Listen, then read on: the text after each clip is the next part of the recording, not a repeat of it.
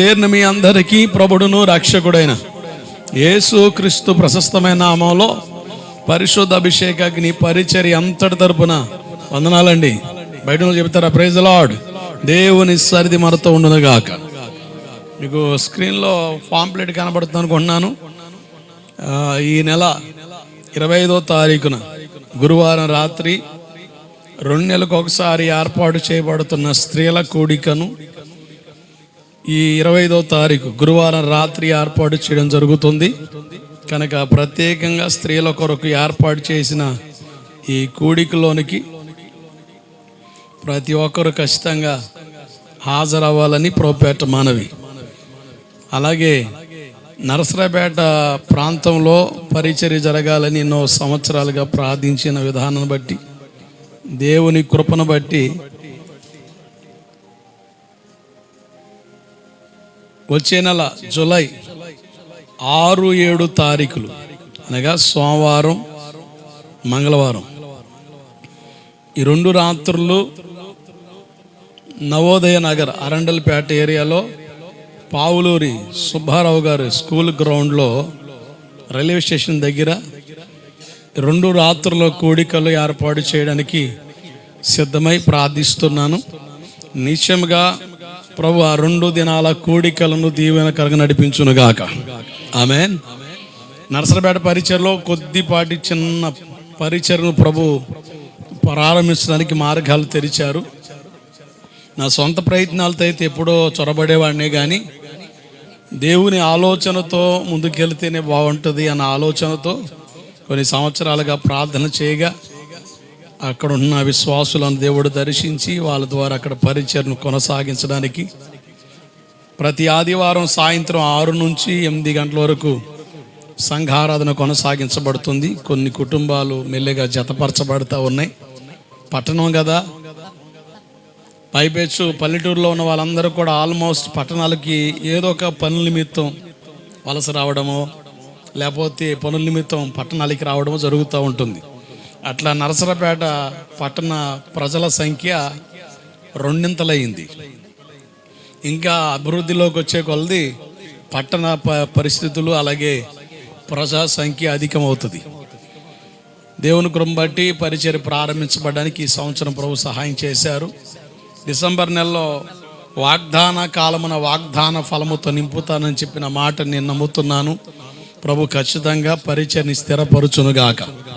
దాని కొరకు అక్కడ ప్రత్యేక స్థలం లేదు కనుక ఒక ఇంటి పై భాగాన అద్దెకి తీసుకొని నెలకి 3,000 అక్కడ అద్దె కడుతూ ప్రతి వారం ఆ పరిచర్లో వచ్చే ఆ సహకారం, ఆ కానుకను జాగ్రత్తగా దేనికి వాడకుండా జాగ్రత్త చేసుకుంటూ ప్రతి నెల అక్కడ కలిగే ఆ రెంట్ పే చేయడానికి ప్రభు సహాయం చేస్తూ ఉన్నారు.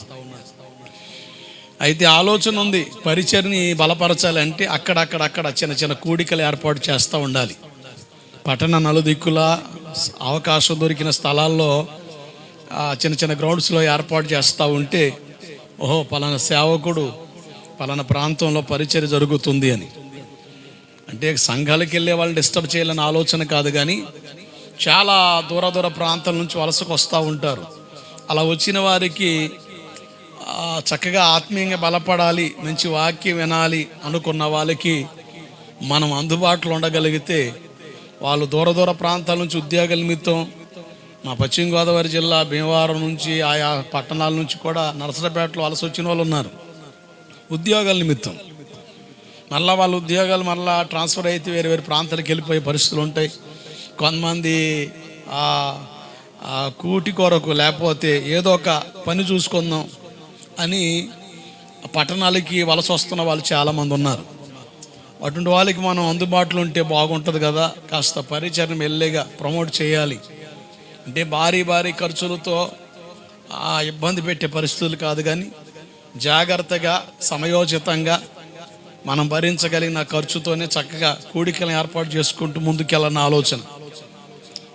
ఆ ఏరియా నుంచి ఒక కుటుంబం వచ్చి వాక్యం విని చాలా కదిలించబడ్డారు. ఇంత వాక్యం మా ప్రాంతంలో వినబడితే బాగుంటుంది కదా అని ఆ సహోదరి తోటి సహోదరులతో మాట్లాడడం, అక్కడ గ్రౌండ్ ఉందని వాళ్ళే సలహా ఇవ్వడం, ఆ గ్రౌండ్ మాట్లాడడానికి దాదాపు 3 నెలల నుంచి ప్రయత్నం చేస్తున్నాం, కుదరట్లే.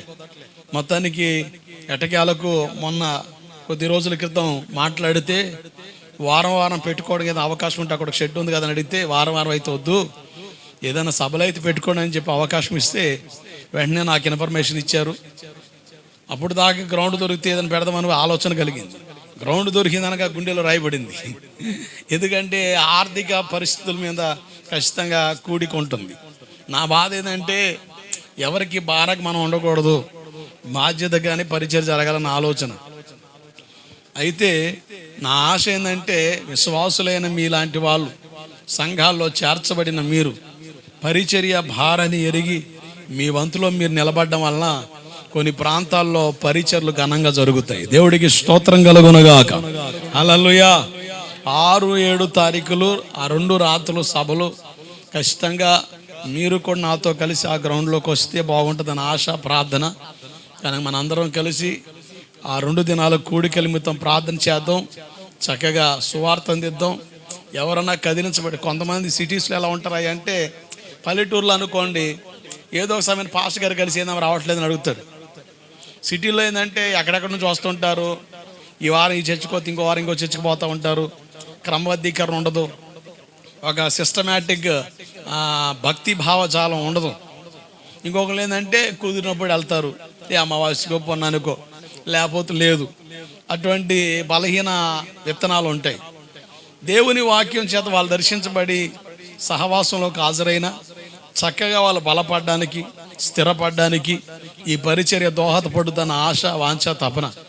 పల్లెటూరులోనే మగ్గిపోవాలన్న ఆలోచన నాకు లేదు. నా ఆలోచనే కాదు, దేవుడు ఈ పరిచర్య పట్ల ఉన్నత ప్రణాళిక కలిగి ఉన్న ఆలోచన నాకుంది. ఆ దర్శనం నా హృదయంలో ఎప్పుడూ మారుమోగుతూనే ఉంది. ఈ గోవిందపురంలోనే మగ్గిపోవాలి, ఇదే సేవ అనుకొని బతకడం, బోవాకూర మినిస్ట్రీ కూర దేవుడు నన్ను పిలవలేదు. అలాగని ఎగబడి తెగబడి చేస్తే నేను చెప్పగలను, ఇప్పటికీ నాకున్న పరిధుల్లో నాకున్న అవకాశం బట్టి ఖచ్చితంగా నేను పనిచేస్తే కనీసం 60-70 స్థలాల్లో మందిరాలు పడాయి. ఎవడు బాధపడితే నాకెందుకు, నా సేవ నాకుంటే బాగుంటుంది అనుకుంటే కొన్ని ప్రాంతాల్లో ఇదిగో ఈ స్థలం తీసుకొని చర్చి కట్టండి అయ్యా, లేకపోతే ఏదైనా వేసుకొని ఇక్కడ ప్రార్థన పెట్టండి అని ప్రాంతాల్లో నాకు తెలిసిన సేవకులు ఉండడం వల్ల వాళ్ళు ఇబ్బంది పడే పరిస్థితులు గమనించి వెంటనే సైడ్ అయిపోయి పక్కొచ్చిన రోజులు చాలా ఉన్నాయి. నా ఆశ, నా వాంఛ ఏంటంటే క్రమబద్ధీకరణతో కూడిన పరిచర్ని ప్రజలకు అందించాలి. దేవుని వాక్యాన్ని ఉన్నదిన్నట్టుగా ప్రకటించడం వలన ప్రజలు రేపబడతారన్న విషయం నాకు తెలుసు. మా వైపు ఆకర్షించడం వల్ల మేము అభివృద్ధిలోకి వస్తామేమో కానీ ప్రజలను ఆయన వైపు ఆకర్షించడం వలన మా పరిస్థితులు ఎలా ఉన్నా నిత్యత్వంలో ఆయన మహిమలో బహుమానానికి అర్హులుగా ఉంటాము. దేవుడికి మహిమ కలుగునుగాక. హల్లెలూయా. కనుక ఈ పరిచర్య కోసం ఎత్తిపట్టండి, ప్రార్థన చేయండి. ఇంకా కొన్ని ప్రాంతాల్లో మెల్లగా చిన్న చిన్న సువార్త కూడికలు ఏర్పాటు చేయాలి. కనుక సిటీ కదా, పోలీస్ పర్మిషన్ కానీ అక్కడ లోకల్ అబ్జెక్షన్స్ ఏమి రాకుండా పెట్టే ప్రాంతంలో దేవుడు మార్గాలు తెరవాలని ప్రార్థన చేయండి. ఈ బలహీనుడు దేవుడు బలపరిచి అనేకులకు ఆశీర్వాదకరంగా ప్రభు నిలబెట్టగలిగితే ప్రభు నిత్యంగా నేను నమ్ముతున్నాను, కళ కనిన వారి వల్లే దేవుడు మనల్ని మారుస్తాడు. ఆమేన్. నేను అనుకున్న సమయంలో డెవలప్ అవ్వాలన్న ఆలోచన నాకు లేదు, కానీ తగిన సమయం హెచ్చించే దేవుని చేతిలో బలిష్టమైన రెక్కల చాటున దీన మనస్కులై ఉంటే ప్రభు లేవనెత్తాడన్న నమ్మకం నాకుంది. కనుక మెల్లగా మార్గాలు తెరబడాలి, పరిచర్య సరిహద్దులు విశాలపరచబడాలి. అన్ని విషయాల్లో ప్రభు సహాయం చేయాలి. ఆర్థికంగా అన్ని విషయాల్లో నరసరపేట సంఘం కానీ మీరు కానీ మీ వంతుగా మీరు చక్కగా పరిచర్ను బలపరచండి. నిశ్చయముగా దేవుడి పరిచర్ను మేలుకరంగా మార్చునుగాక. ఆమేన్. మహిమలో మనం ఆయన ఎదుటి నిలబడినప్పుడు, బహుమానాలు పొందేటప్పుడు నాతో పాటు కలిసి మీరు కూడా బహుమానాలు పొందే స్థాయికి వచ్చుదురుగాక. మాకెందుకులే పాస్టర్ గారు, పరలోకం పోతేనే బెమ్మ, అదే బెమ్మ, ఇక అంతమించిన విచిత్రం మాకు ఎందుకు అనుకుంటారా? ఎక్కడేసిన గొంగలు అక్కడే ఉంటుంది. ఇంకా లోతైన అనుభవాలు ఉన్నాయి. పరలోకం చేరితే చాలులే, ఏదో మూల ఉంటే చాలులే, ఏదో మూల ఎత్తే చాలులే అని ఈ ముచ్చటి వారాలు చెప్పకూడదు. ఇది భక్తి భావంలో ఏదో నిన్ను నువ్వు సమర్పరుచుకునే ఆలోచనే కానీ వాక్యపూర్వకమైన ఆనవాళ్ళలోకి వస్తే ఆనవాళ్ళు ఎక్కడ కనబడవు. కనుక ప్రార్థన చేయండి. ప్రభువే ఈ పరిచయని బలపరిచి శాఖోపశాఖలుగా బలపరిచి దీవెనకరంగా మార్చునుగాక. ఆమెన్. హల్లెలూయా.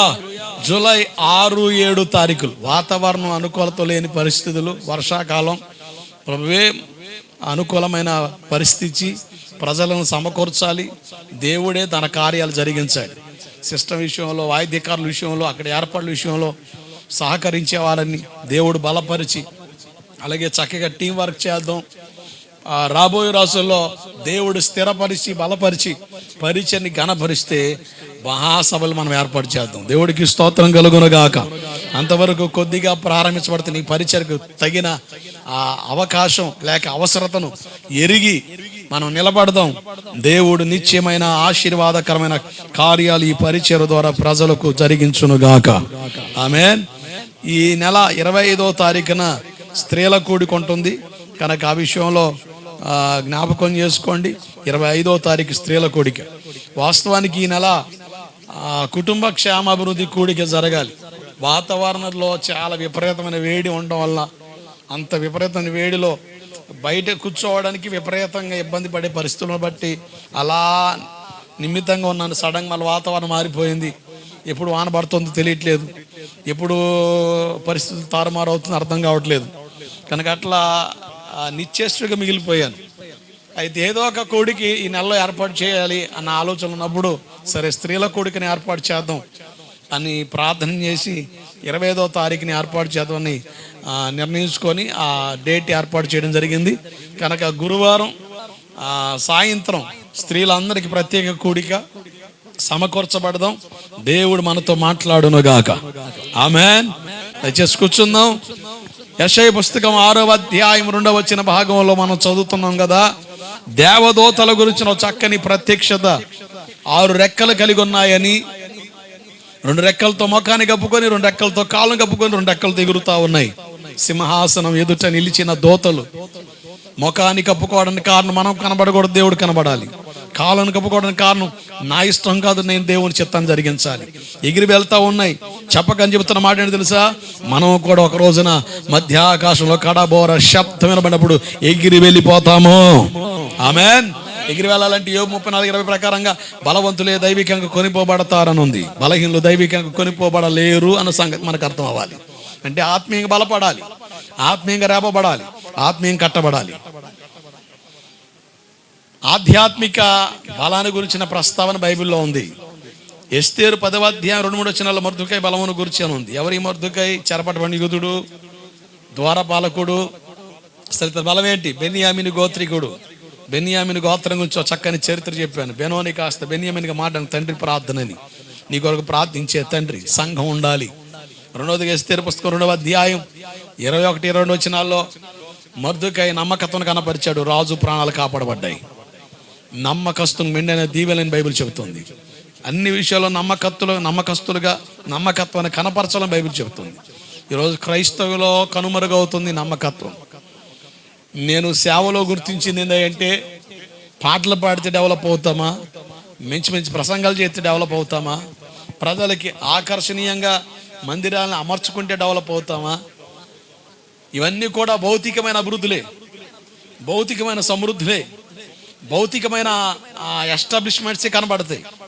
నాకు తెలిసిన మాట ఏంటంటే, బలా మంచి పాటగాడు అనలేదు, బలా మంచి ప్రసంగి కూడా అనలే, బలా మంచి టాలెంట్స్ కలిగిన వాడా అని చెప్పలే, బలా నమ్మకమైన దాసుడు అన్నాడు. దేవుడికి స్తోత్రం కలుగునుగాక. సేవలో నమ్మకంగా పనిచేయడం వలన, నమ్మకంగా నిలబడడం వలన ప్రభువే ఆయన పరిధుల్లో మనల్ని విస్తరింప చేయగలడు. నమ్మకస్తులకు మెండైన దీవెనలు. ఎవరిని దేవుడు చూస్తాడు? అపనమ్మకమైన దాసుడని ఒక మాట ఉంది, నమ్మకమైన బలా దాసుడని ఉంటుంది. అపనమ్మకస్తులుగా మనం ఉండకూడదు, నమ్మకస్తులుగా ఉండాలి. చాలా మంది భార్య భర్తకు, భర్త భార్యకు, పిల్లలు తల్లిదండ్రులకు పిల్లలు, సంఘానికి విశ్వాసులు, సేవలో సేవకులు నమ్మకస్తులుగా లేనందున దేవుని ఆశీర్వాదాలు చూడలేకపోతున్నాం. నమ్మకస్తులు మనం బ్రతకాలి. ఏ విషయంలో నమ్మకం ఉండాలి? 66 పుస్తకాల్లో 5 సంగతులు నాకు స్పష్టంగా కనబడ్డాయి. ఈ 5 సంగతులు మనం కట్టబడితే మిగతా అన్ని విషయాలు మనం సరి చేయబడతాం. దేవుని ఎదుట నమ్మకం ఉండాలి. నీ రక్షణ కొరకు దేవుడు వాడుకున్న సేవకుని ఎదుట నమ్మకం ఉండాలి. నువ్వు వెళ్ళే సంఘంలో నమ్మకం ఉండాలి. ఆయన భుజాలపై రాజ్యభారం ఉంది అంటే పరిచర్య చేసే భాగ్యాన్ని, బాధ్యతను ప్రతి ఒక్కరి దేవుడు ఇచ్చాడు కనుక పరిచర్లో నమ్మకస్తులుగా ఉండాలి. 5వదిగా మన జీవనం కొరకు దేవుడు జబ్బులు ఇవ్వలేదు, డబ్బులే ఇచ్చాడు. ఆ డబ్బులు ఖర్చు పెట్టే విషయంలో నమ్మకస్తులుగా ఉండాలి. నేను మరలా చెబుతున్నాను, ఈరోజు ఆర్థిక ఇబ్బందులు పడడానికి, ఆర్థిక మాన్యం, ఆర్థిక లోటు కలడానికి చాలామంది డబ్బులు చేతికి వస్తే వాటిని ఎలా ఖర్చు పెట్టాలో తెలీదు. విచ్చలవిడికి ఖర్చు పెడతారు, ఎగబాగుతారు. అంత అయిపోయిన తర్వాత పిక్క మొక్కలు వేసుకొని చూస్తూ ఉంటారు, ఎవరిస్తారా, ఎక్కడ తీసుకుందామని. నేను అంటాను, దేవుడు నీ అవసరం తగ్గట్టు దేవుడు డబ్బులు ఇస్తాడు. నేను మరలా చెబుతున్నాను, ఈరోజు చాలామంది క్రైస్తవ పాలెల్లో ఆర్థిక లోటు, ఆర్థిక సమస్య కారణం ఏంటంటే డబ్బులు ఎలా ఖర్చు పెట్టాలో చాలామంది తెలియదు. సేవకుడుగా దేవుడు నాకు ఇచ్చిన ధనాన్ని నేను ఎలా ఖర్చు పెట్టాలో నాకు తెలియపోతే ఇబ్బంది పడేది నేనే. అప్పుల్లో మిగిలిపోతా, నష్టాల్లో మిగిలిపోతా, ఒత్తిడిలో మిగిలిపోతా, తీవ్రమైన ఇబ్బందులు. ఒక ఆయన చాలా కష్టపడ్డాడు ఏలూరు ప్రాంతంలో. చివరికి ఒకనొక రోజున ఉరేసుకొని చనిపోయాడు ఆ పాస్టర్ గారు. ఏందయ్యా అని ఎంక్వైరీ చేస్తే దాదాపు 60 లక్షల అప్పు, 60 లక్షల అప్పు. ఒత్తిడి ఎక్కువైపోయి ఊరేసుకున్నాడు. ఎవరు? సేవకుడు. ఎంత దారుణం అండి, ఎంత దారుణం. నాకు తెలిసిన విషయం ఏంటంటే, మనకు డబ్బులు చేతికి రాగానే దేవునికి స్తోత్రం చెప్పాలి. ప్రభా ఎలా ఖర్చు పెట్టాలో నాకు జ్ఞానం ఇవ్వని ప్రార్థన చేయాలి. ఏం ప్రార్థన చేయం, డబ్బులు లేకపోతే ఇవ్వమని ప్రార్థన చేస్తాం. డబ్బులు చేతికొస్తే అసలు ప్రార్థన కాదు కదా, వాటిని ఎట్ట అవగొట్టలో ప్రయత్నాలు చేస్తాం. అందుకని మనం అభివృద్ధిలోనికి రాలేకపోతున్నాం, ఆశీర్వాదం చూడలేకపోతున్నాం. ₹1 చేతిలో ఉన్నప్పుడు ఆ రూపాయిని ఎలా ఖర్చు పెట్టాలో దేవుడు జ్ఞానం ఇస్తే నీవు ఖచ్చితంగా ₹10 కానీ పాలవా కానీ అదనంగా మిగులుద్దంతే. దేవుడికి స్తోత్రం కలుగునగాక. నేను బైబిల్లో నేర్చుకున్న ఆ స్తోత్రం ఏంటంటే, దేవుడు మనకి ఇచ్చాడు, ₹20 ఇచ్చాడు అనుకోండి, ₹20లో కనీసం ₹1 నువ్వు ఇన్వెస్ట్ చేసుకోవాలంటే దాన్ని జాగ్రత్త చేసుకోవాలి, పొదుపు చేసుకోవాలి, పక్కన పెట్టుకోవాలి. దేవుడు అలా ఇస్తాడు. ఈరోజు మన కక్కుర్తి, మనకున్న ఎక్కువ అవసరాలు, ఎగబాకే పరిస్థితుల వల్ల ఎంత ఇచ్చినా కూడా సరిపోవట్లే. అందుకనే చాలామంది ఆర్థిక సమస్యల్లో ఉన్నారు, ఆర్థిక ఒత్తిడికి గురవుతున్నారు, అప్పుల్లోనే ఉండిపోతున్నారు. దేవుడు చెప్పలేదా, నువ్వు అప్పిచ్చేవాడు ఉంటావు కానీ అప్పు తీసుకునేవాడు ఉండవని? దేవుడు ఆ మాట నీకు కాదా, నాకు కాదా? ఆ మాట మనకు నెరవేరదా? నెరవేరుద్ది. ఎప్పుడు నెరవేరుద్ది? దాని ప్రకారం మనం నడిపించబడినప్పుడు, జ్ఞానం కలిగి నడిచినప్పుడు అవసరాలు తీరుతాయి, అక్కర్లు తీరుతాయి. దేవుడు మనకి ఏదైనా ఇచ్చాడంటే ఖచ్చితంగా మన అవసరానికి మించిన ఒక అదనపు రూపాయి ఇస్తాడు. దాన్ని జాగ్రత్త చేసుకునే జ్ఞానం నీకు నాకున్నప్పుడు భవిష్యత్తులో మనం ఇబ్బంది పడం. సోమరి చీమల యొద్దకెళ్ళి ఏం నేర్చుకోమన్నాడు? సాగు తెలివితేటలు నేర్చుకోమన్నాడా? దొంగసాడుగా అదిగా చూడండి ఎట్లా లాక్కుపోతున్నాయి, ఏంటి ఆ చక్కెర అంటే దొంగసాడు లాక్కెళ్ళమన్నాడా? అది కాదు, జ్ఞానం నేర్చుకో. ఏం జ్ఞానం నేర్చుకుంటాం? అవట వర్షాకాలం సమీపిస్తుంది, వర్షాకాలం బయటికి రాలేవని వేసవకాలంలోనట అదనంగా స్టోర్ చేసుకుంటాయట, అదనంగా అవి సమృద్ధిలో నిలుపుకుంటాయట. అక్కర్లు ఉన్నప్పుడు వాటి చేత పోషించబడతా ఉంటాయట. దేవుడికి స్తోత్రం కలుగునగాక. ఇదే జ్ఞానం ఆధ్యాత్మిక విషయంలో కూడా అవసరం, ఆధ్యాత్మికతలో కూడా అవసరం. మీరు గమనించండి, 10 మంది కన్యకుల్లో 5 బుద్ధి గలవారు, 5 బుద్ధి లేని వాళ్ళు. బుద్ధి లేని వాళ్ళు ఏమనుకున్నారు? ఇది సరిపోద్దులే, ఎందుకు మనకి పరిగెత్తి పాలు దాకంటే నిలబడి నీళ్ళు దాటం గొప్ప అని చెప్పారు కదా, అది ఆడవాళ్ళు ఆడవాడితే బాగుంటుందిరా నాయన, ఆడబడితే ఆడవాడితే కుదరదు. అది అదనమ్ము నుండి వాళ్ళు సమకూర్చుకున్నారు. పెళ్లి కుమారుడు వచ్చాడు, డ్యూటీలు ఆరిపోతున్నాయి, మాకు కొంచెం ఇస్తాం, ఎవడెత్తాడు, మాకు సరిపోద్ది, మీరు తెచ్చుకోండి అని చెప్తే వాళ్ళు ఇల్లు వచ్చేలోపు ద్వారం మూయబడింది. అంటే మన భక్తిని మనం రేపుకొని అనుభవానికి రావాలి. అది లేదు మన బతుక్కి. ఆర్థిక విషయంలో జాగ్రత్తగా ఎస్టిమేట్ వేసుకొని ఖర్చు పెట్టడం చేత కావట్లేదు. అందుకని చాలామంది అగసాట్లు పడుతున్నారు. అందుకని నాతో దేవుడు నన్ను నిలబెట్టి మరలా మరలా మరలా మరలా మరలా మరలా నీతోనే మాట్లాడుతా ఉంటాడు. దేవుడికి స్తోత్రం కలుగునగాక. మొన్నే విన్నాగా అంటే మొన్నే విన్నావు, కానీ ఈరోజు కూడా వినాలి. నువ్వు విన్నట్టుగానే ఉంటేట విన్నదాన్ని పాటించాలి కదా, విన్నదాన్ని పట్టుకోవాలి కదా, విన్నదాన్ని అప్లై చేసుకుంటే కదా ఆశీర్వాదం చూసేది, అప్పుల నుంచి బయటకు వచ్చేది. నేను అంటాను, ఈ దేవుని వాక్యం అప్పుడు ఇది నా స్తోత్రం కాదు, నా తెలివితేటలు కాదు, నేను ఇచ్చే సూక్తులు కాదు, దేవుని వాక్యం నుంచి మాట్లాడుతున్నా. దేవుని వాక్యం ఆనబెట్టుకొని బతికే వరకు నువ్వే చెబుతావు, అప్పుల నుంచి మళ్ళీ బయటకు వచ్చానయ్యా, కొంచెం దేవుడు మెరుగు చేశాడు అన్న సాక్ష్యం నువ్వు చెబుతావు. ప్రశాంతంగా దేవుని మహిమ కొరకు నువ్వు నిలబడతావు. దేవుని మహిమ కొరకు నీ జీవితాన్ని దేవుడు స్థిరపరుస్తాడు. ఆమేన్. కనుక 5 సంగతులు 4వ సంగతులు మనం ఉన్నాం కదా, పరిచయలో నమ్మకస్తులుగా ఉండాలి. దాంట్లో 2వ భాగం మీకు చూడండి. మొదటి భాగంలో కొంతమంది పరిచయలో పాలు పొందారు, ఉన్నతమైన స్థాయికి వచ్చారు.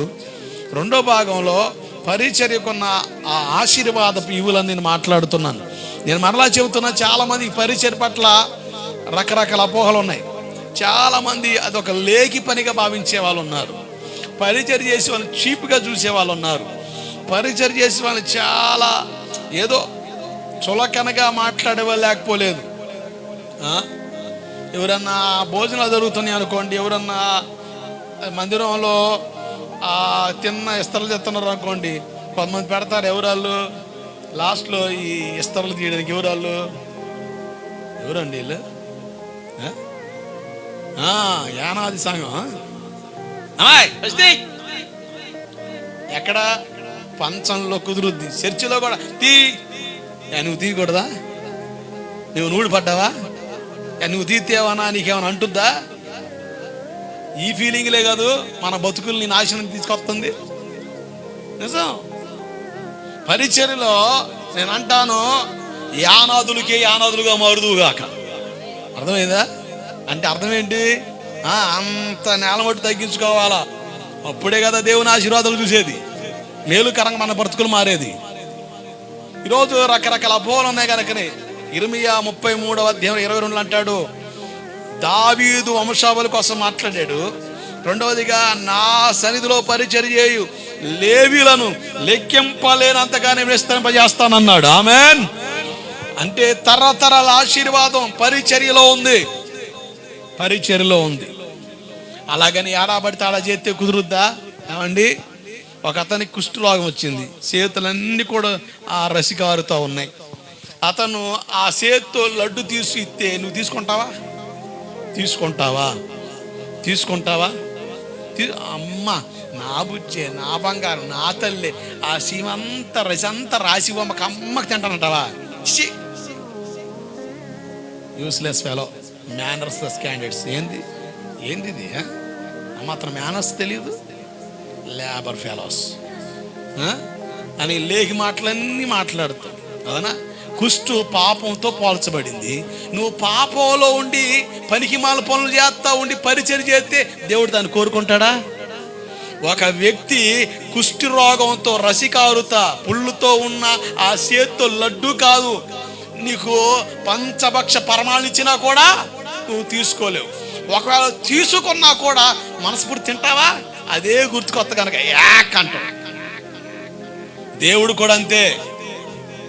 పాపంలో ఉండి పరిచర్య చేస్తే దేవుడు దాన్ని కోరుకోడు. యోగ్యంగా ఉండి మనం పరిచర్య చేయడం వల్ల మనకు ఆశీర్వాదం. దేవుడికి స్తోత్రం కలుగునుగాక. పాస్టర్ గారు పరిచయం చేస్తే ఆశీర్వాదం అన్నాడు కదా అని నువ్వు ఎట్టబట్ట బతుకుతా, నీ బతుకును సరి చేసుకోకుండా నీ జీవితాన్ని అధోపాతం చేస్తా, సేవకు అభ్యంతరకరంగా నీ జీవితం మహిమకరంగా లేకుండా చేసుకుంటే ఆశీర్వాదాలు కాదు, శాపం వస్తుంది, కీడే కలుగుద్ది. పరిచర్య చేయడం ఆశీర్వాదమే. పరిచర్య చేసి ఆ వ్యక్తి ప్రవర్తన కూడా యోగ్యంగా ఉండాలి. అపోస్తుల దినాల్లో అపోస్తులు దైవజనులకి ఎవరన్నా ఆహారం పెట్టాలనుకోండి, వాళ్ళు కూడా పరిశుద్ధాత్మ పూర్ణులై ఉండాలి. ఎలా ఉండాలి? పరిశుద్ధాత్మ పూర్ణులై ఉండాలి. పరిశుద్ధాత్మతో నింపబడపోతే అపోస్తలకు భోజనం పెట్టను కూడా అవకాశం ఇచ్చేవాళ్ళు కాదంట. నాకు పాస్టర్ గారికి భోజనం పెట్టాలని బెమ్మా నేను పెడతా అని వస్తే మరి అది పక్కపో, ఏందమ్మా చేయకూడదా కండిషన్. అపోస్తుల కాలంలో అంత జాగ్రత్త. అందుకనే అపోస్తుల కార్యములు 6వ అధ్యాయంలో సంఘంలో వచ్చిన గందరగోళాలను బట్టి పేతురు పాస్టర్ ఏమన్నాడు, మేమే కొండల కాడ, మేమే గిన్నెల కాడ, మేమే దీక్షల కాడ ఉంటే మేము ఎప్పుడు ప్రార్థన చేసేది, మేము ఎప్పుడు వాక్యం ధ్యానం చేసేది. కనుక పరిచర్య కుంటిపడకుండా 7 మంచి సాక్ష్యం కలిగిన వారిని, ఆత్మగల వారిని ఏర్పాటు చేసుకోండి. మంచి పేరు కలిగిన వాళ్ళని, పేరుకు రిపేర్ తెచ్చే వాళ్ళని కాదు. ఎవరిని ఆత్మతోను జ్ఞానంతో. జ్ఞానం పరిచర్య చేసే వాళ్ళకి ఏముండాలి? దేవుని ఆత్మ అలాగే జ్ఞానం ఉండాలి. జ్ఞానం ఉండదు.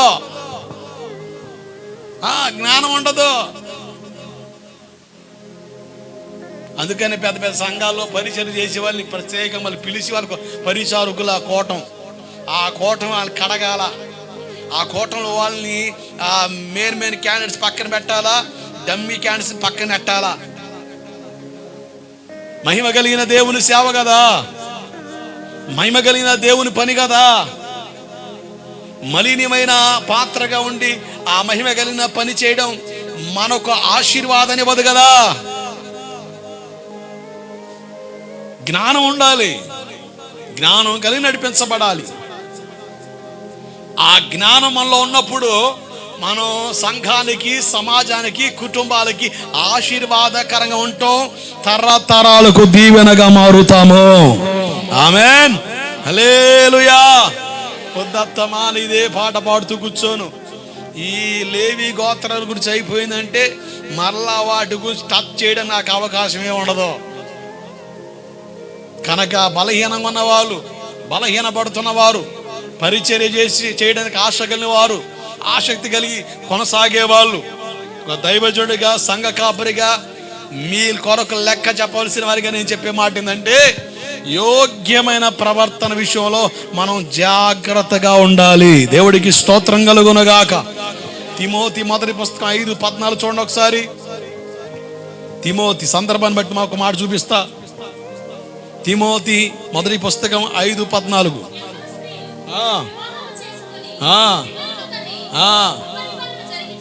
ఎలా ఉండాలి? గృహ పరిపాలన జరిగిస్తూ నిందించడానికి విరోధికి అవకాశము ఇమ్మన్నాడా? ఇవ్వకూడదు. దానికి తగ్గట్టుగా జ్ఞానంతో నడవాలి. జ్ఞానం లేకుండా ప్రవర్తిస్తే అది నీకే అనర్థం. మనం మనుషులు ఎదురు కాదు, దేవుని పరిచర్యలో పాల్పొందు, దేవుని ఎదుట అనర్థం. దానివల్ల ఆశీర్వాదం చూడలేము. కనుక విరోధికి మన మీద నేరం మోపడానికి అవకాశం ఇవ్వకుండా జాగ్రత్త పడాలి. ఓ దైవజనుడు వాళ్ళ పరిచయంలో జరిగిన ఒక సందర్భం చెబుతుంది, మళ్ళీ ఆశ్చర్యపోయా. ఆ సేవకురాలు చెబుతుంది, ఆ సేవకుని దగ్గర చాలా మంది పరిచారకులు ఉన్నారు, అలాగే అప్కమింగ్ సేవకులు ఉన్నారు. ఏదన్నా వస్తువు ఇవ్వాలనుకోండి, ఒక సేవకురాలికి ఒక వస్తువు ఇవ్వాలనుకోండి, అలా చేతికి ఇవ్వరంట. వాళ్ళు ఎక్కడో ఒకచోట పెట్టిపోతే ఆమె తీసుకొని వెళ్ళొద్ది. ఒకవేళ తోటి స్త్రీకి ఏదైనా వస్తువు ఇవ్వాలంటే, అక్కాయ్ తీసుక పడి సైతానికి బేట, ఏమరా నువ్వు చేసేది? ఈ పిచ్చి పనులు ఉండకూడదు. చూసేవాడికి వ్యంగ్యంగా ఉండకూడదుగా, చూసేవాడికి అభ్యంతరం ఉండకూడదుగా.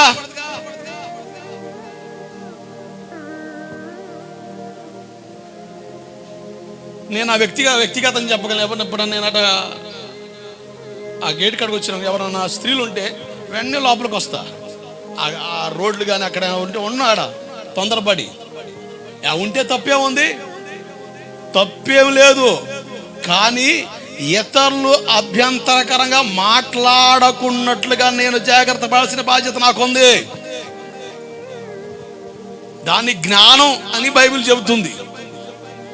ఆ మాత్రం జ్ఞానం మనకున్నప్పుడు మనం చేసే పరిచర్య, మనం చేసే దైవిక పని దీవెనకరంగా మనకు ఉంటుంది. దేవుడికి స్తోత్రం చెప్పండి. హల్లెలూయా. మన సంఘంలో ప్రతి ఆదివారం భోజన కార్యక్రమం ప్రారంభించబడ్డాయి. దాన్ని కొనసాగించడం ఇప్పటికీ ఇబ్బంది ఏమి లేదు. భోజనాలు పెడుతుంటే ఎవరో ఒకరు ఎత్తారండి, సహాయం చేసే మనసు ఖచ్చితంగా దేవుడు ఇస్తాడు. కానీ ఎందుకు కాపాడడం జరిగింది? 5 సంవత్సరాలకు ఒకసారి ఎలక్షన్స్ వచ్చినాయా, మీ మొఖాలు మారిపోతాయి, మీ వాతావరణం మారిపోతాయి. ఇప్పుడు ఏం పాడే పాట? మహారాజువే.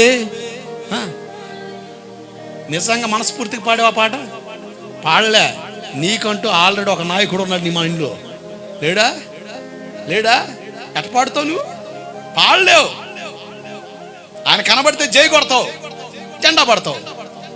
మరి చర్చికి వచ్చి ఎలా పాడతావు పాట? పాడమండి. ఎట్ట చేస్తావు? ఆడికే ఎత్తట్రా.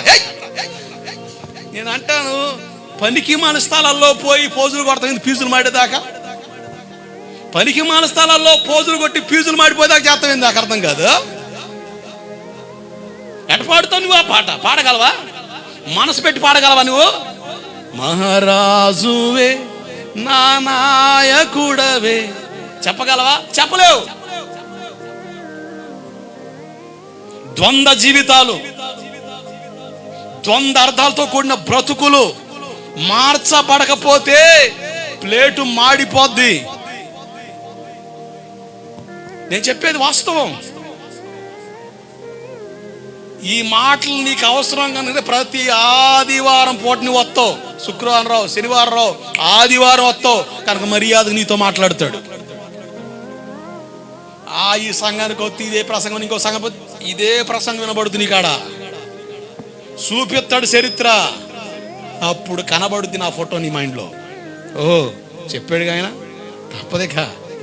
ఎందుకంటే అక్కడ మాట్లాడినా ఎక్కడ ఆయన మాట్లాడుతాడు కనుక ఖచ్చితంగా మాట మారదమ్మా, మ్యాటర్ మారదు.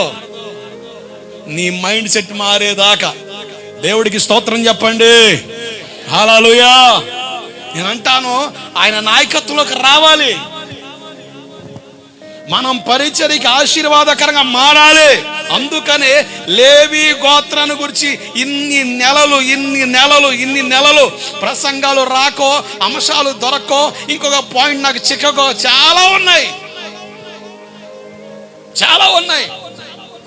నువ్వు ఆ విషయంలో కట్టబడ్డం ప్రారంభించబడితే, ఆ విషయంలో బలపడడం ప్రారంభించబడితే, ఆ విషయంలో నువ్వు నిలబడడం ప్రారంభిస్తే, ఈ వాయిద్యాలు నేర్చుకునే వాళ్ళ కాడికి వెళ్ళండి.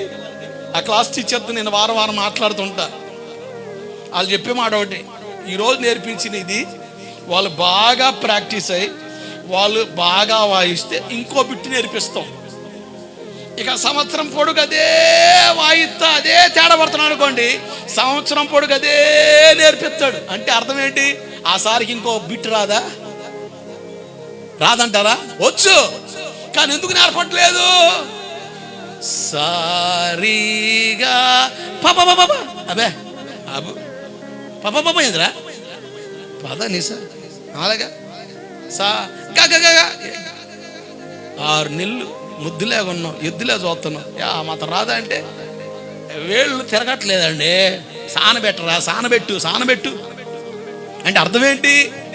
ఆ గురువుకి ఇంకో పాయింట్ రాదానా? వచ్చు, బాగా సానబెట్టి ఇతను వాయించగలడు అన్నప్పుడే రెండో బిట్ నేర్పుతాడు.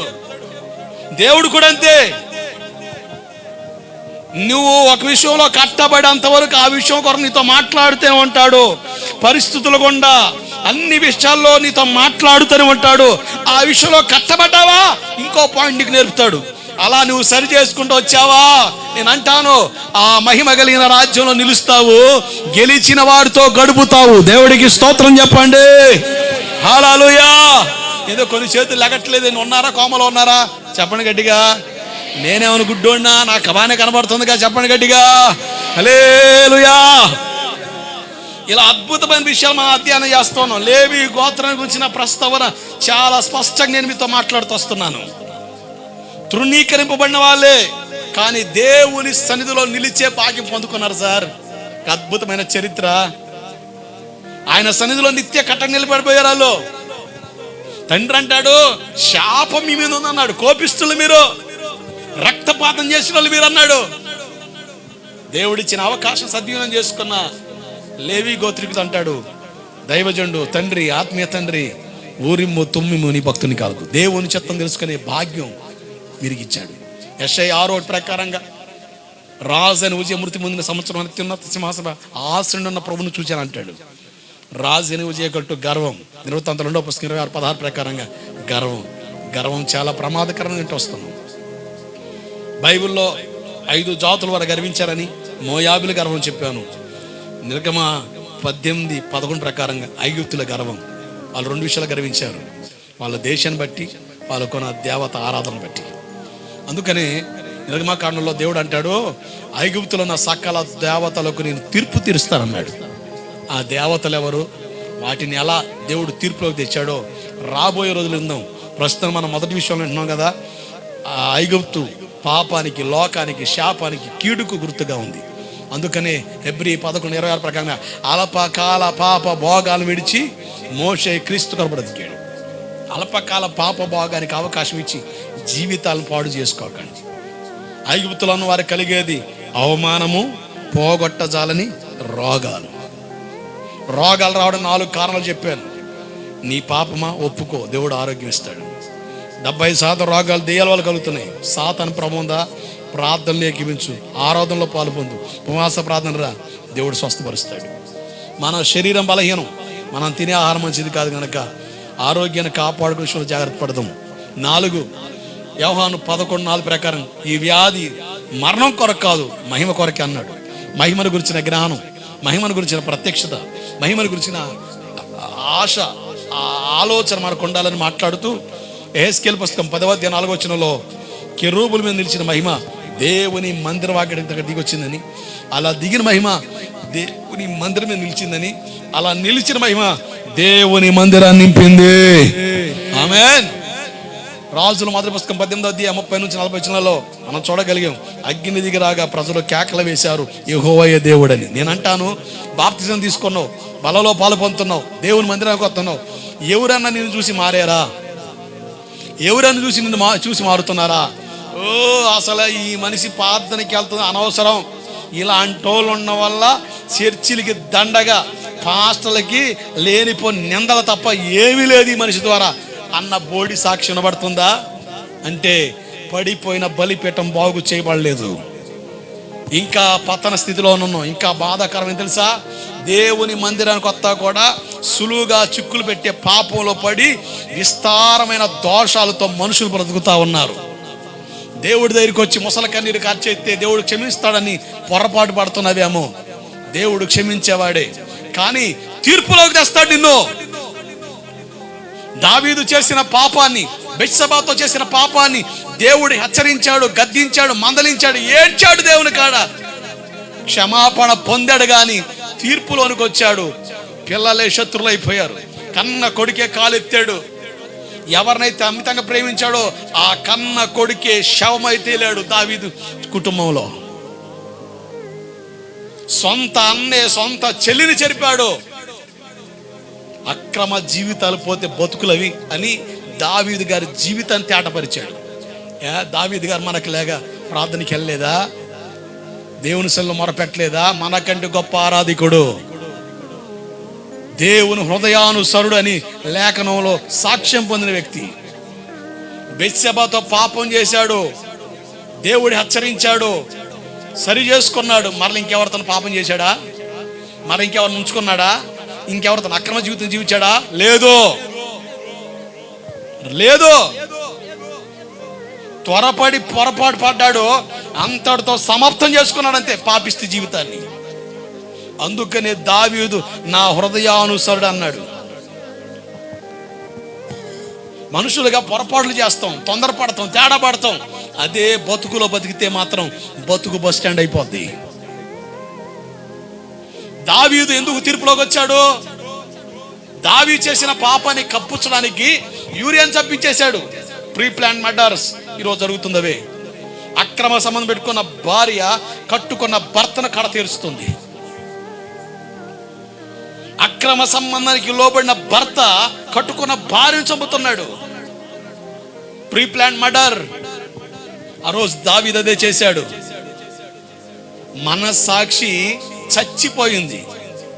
నీ మనసాక్షి కడగబడితే, నేను చెప్పాను ఆ శుక్రవారం, నీ మనసాక్షి కనబడితే నీ మనసాక్షి చెప్పు నువ్వు చేసే తప్పు.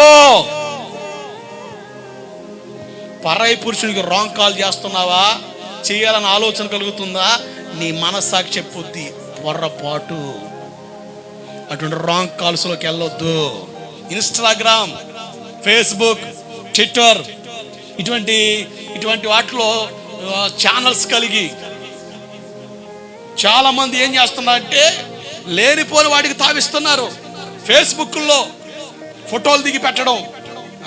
నీ ఫోటో ఎవరు చూడాలా, నీ పడ ఎవరు తెలియాలా, హీరోయిన్లే మేకప్ కొట్టడం, మేకప్ కొట్టి స్టైల్గా ఫోటో దిగడం, ఫేస్బుక్లో పెట్టడం, అది ఎవడో చూడడం, నీకు మెసేజ్ పెట్టడం సూపర్గా ఉన్నావని, అవి పొంగిపోవడం, వాడు మెల్లిగా టచ్ అయ్యి ఫోన్లు కొంటకొత్తి మెల్లిగా మాట్లాడడం.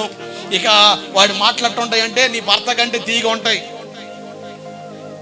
నీ భర్త ఎప్పుడు కసులుకుంటూ ఉంటాడు, అదే నీకు తెలుసు. తన మనసులో ఉన్న ప్రేమ నీకు తెలియదు, కానీ వాడు మాత్రం బయట చూపిస్తాడు ఓ ప్రేమ. ఇక చూసుకో, పొంగిపోతావు, లొంగిపోతావు, జారిపోతావు. తర్వాత జరిగే పరిస్థితి ఏంటి? వైజాగ్లో ఒక ఆమె ఫేస్బుక్లో ఒక వ్యక్తిని ఫాలోఅప్ అయ్యింది. శ్రీకాకుళం దగ్గర ఆ వ్యక్తి తిరుపతి దగ్గర. ఆ పిల్ల 10th class student. 10th class రాగానే మన పిల్లలకి ఏమిస్తున్నాం? ఫోన్లు ఎత్తున్నాం. అదొక సరదా అయిపోయింది. రీల్స్ చేయడం, రీల్స్ చూడడం, వీళ్ళు కూడా రీల్ వేయడం రెడీ అయిపోయారు యువత. ఆ శ్రీకాకుళం నుంచి రాత్రే బయలుదేరి దగ్గర ఒంగోలు ఎక్కడో దొరికింది ఆ పిల్ల పోలీసులకి. మధ్యరాత్రి ఎక్కడో ఉంటే భయం ఉంటే ఆ పిల్లని పట్టుకొచ్చారు. గట్టిగా అడిగితే 10th క్లాస్ పిల్ల కదా, భయపడి చెప్పింది. వెంటనే తల్లిదండ్రులు కబురు పెట్టారు. విషయం ఏంటంటే ఫేస్బుక్లో ఒక వ్యక్తిలో టచ్ అయ్యి ఆ వ్యక్తి చెప్పిన మాయ మాటలకు లోనై ఆ వ్యక్తి మాటలే తీగనిపించి తల్లిదండ్రుల ప్రేమ అంతా చేదైపోయింది. తల్లిదండ్రుల ప్రేమ అంతా కూడా మాయ అయిపోయింది. ఇక ఇతని మాటలే చాలా తీగా కమగనిపించింది. వెంటనే ఆ పిల్ల కౌన్సిలింగ్ ఇచ్చి ఆ తల్లిదండ్రులకి అప్పగించి పంపించేశారు. లేకపోతే విషయం తేడా కదా, కనబట్టలేదు, ఎతకాలి, ఏమైపోయిందో అర్థం కాని పరిస్థితి. కనుక జాగ్రత్త. మనసాక్షి పని చేస్తే ఇది రైట్ కాదు అని నీ మనసాక్షి నీతో చెప్పుద్దే. నీ మనసాక్షి నీతో మాట్లాడలేదంటే అది చచ్చిందే. నువ్వు ఏ సురక్తంలో కడగబడలేదు. ఏదో నామకార్థం చర్చికి వస్తున్నావు, బల్ల తీసుకుంటున్నావు, వెళ్ళిపోతున్నావు. నీకు గాను కుదిరింది అన్నట్టు తీర్పులోనికి వస్తావు. 13 సంవత్సరాలు దావీదు దేవునితో సరైన సంబంధం లేకుండా ఉన్నాడు. ఒకప్పుడు లేస్తే ప్రార్థన, కూర్చుంటే ప్రార్థన, నిలబడితే ప్రార్థన. ఎప్పుడైతే బెత్షెబా విషయంలో తేడా చేశాడో, ఆమె గర్భవతి అని తెలిసిందో, ప్రీ ప్లాన్ గా యూరియాని చంపించేశాడు దావీదు. మనసాక్షి వాతమే పడిపోయింది. ఆమెను చేర్చుకున్నాడు, అందరూ మంచిగా అనుకున్నారు. కానీ దావీదు 13 సంవత్సరాల తర్వాత నాతాను ప్రవక్త వచ్చి హెచ్చరించగా అదే హెచ్చరిక చేస్తాను. ఏం పాస్టర్ గారు నన్నే తప్పాడుతున్నావు? నాకైతే ఒక్కరే. నీకో మాట చెప్పమంటావా? పక్క రాజ్యపు రాజును చూడు, ఆడికి 4. ఎవరు? వాడికి 4. ఏం నువ్వు ముచ్చట చెబుతున్నావు? ఇది నీ కథ. లోబడే స్వభావం ఉందా? దేవుడు మాట్లాడితే ఒప్పుకుంటావా? గట్టిగా మాట్లాడితే నాతాను పాస్టర్ గారు ఎవడు చెప్పాడు? ఎవరో లీక్ చేశాడు అబ్బాయి. పాస్టర్ గారికి ఎవడు చెప్పాడు? ఎవడో లీక్ చేశాడు. ఎవడు లీక్ చేయాలా? నీ లీకులన్నీ చూసి ఆయన ఆకాశమందు ఉన్నాడు. దేవుడికి స్తోత్రం చెప్పు. చెప్పలేకపోతున్నావు కొంతమంది. సౌండ్ పెంచు. హల్లెలూయా. నువ్వు మనస్ఫూర్తిగా దేవుని కాడ ఆరాధించలేకపోతున్నావని నేను చెప్పమంటావా? నువ్వు ఎక్కడో ఇరుక్కున్నావని అర్థం. Hello, simple. నువ్వు దేవుని కాడికి వచ్చి మనస్ఫూర్తిగా దేవునితో కనెక్ట్ అవ్వలేకపోతావు అంటే ఇంకేడో కనెక్షన్ ఉంది నీకు. ఎక్కడో రాంగ్ వెర్షన్లో ఉన్నావు నువ్వు. ఆ కనెక్షన్ కట్ అయిపోవాలి, పనికి మాలిన తీగలు కత్తిరించబడిపోవాలి. నీ పోలికను, నీకున్న ఆ క్యారెక్టర్ను పాడు చేసుకునే పనికి మాలిన తీగలు నీకు అవసరం లేదు. తీర్పులోకి వచ్చాడు దావీదు. కుటుంబం అంతా కూడా విచ్ఛిన్నమైపోయింది. జాగ్రత్త, చాలా మంది ఇదే పరిస్థితిలో ఉన్నారు. దేవుడు తీర్పులోకి తెచ్చాడా, మన కుటుంబాలు విచ్ఛిన్నమైపోతాయి. మన పిల్లలు మన కనులు ఎత్తి పాపంలో పొరలాడుతూ ఉంటారు. దానికి కారణం ఎవరో తెలుసా? నువ్వే. You are the reason. దిద్దుబాటులోకి వచ్చావా? దిద్దుకున్నావా? దేవుని సన్నిధిలో వెంటనే సరి చేసుకున్నావా? కృప పొందుకుంటావు.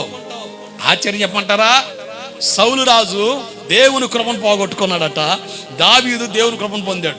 విచిత్రం ఏంటి తెలుసా? దావీదు గారు కొన్న బలహీనతలు సౌలుకు లేవు. సౌలు ఏ స్త్రీతో అక్రమ సంబంధం కలిగిలేడు. కానీ అతనుకున్న అవిధేయత, దేవుని మాటను లేదు, సేవకుని మాటను లేదు. ఆ తొందరపాటు, కొంచెం ఆలస్యమైంది లేదు, స్వభావం బయటపడింది అంతే. మనం చూడండి, పిలుస్తారు, రాలేదనుకో, నాకు తెలుసు, రాడు అని పెద్ద రాడు తెలుతావు. కొంచెం ఆలస్యం అయితే నీలో ఉన్న స్వభావం ఏమైంది? బయటపడింది. సామ్యూయేలు పాస్టర్ గారు కొంచెం ఆలస్యమైందని బలిపీఠంకి ఎక్కి దూపం అర్పించాలని ప్రయత్నం చేస్తున్నాడు మనిషి. కొంచెం ఆలస్యం అయితేనే దేవుని ఆశీర్వాదాలు, కొంచెం ఆలస్యం అయితే చాలు. నాకు తెలుసు దేవుడు నాకు మేలు చేయడనే, నాకు తెలుసు, నువ్వే చెప్పేస్తుంటివి కొంచెం ఆలస్యం అయితేనే. మరి కొంచెం ఆలస్యం అయితే అంత ఫీలింగ్ పడుతున్నావు కదా. ఫీలింగ్ తల్లి, అమ్మా ఫీలింగ్ అమ్మా. మరి ఆదివారం చర్చికి ఎప్పుడు వస్తున్నావు నువ్వు? హలో, దేవుడు కొంచెం ఆలస్యం చేసి అంత ఫీలింగ్లు తెస్తున్నావే, మరి ఆదివారం చర్చికి ఎప్పుడు వస్తున్నావు నువ్వు?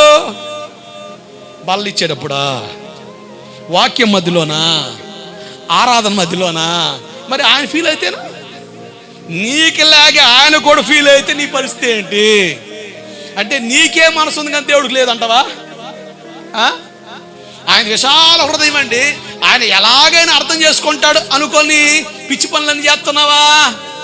తీర్పులోకి వస్తావు కదా.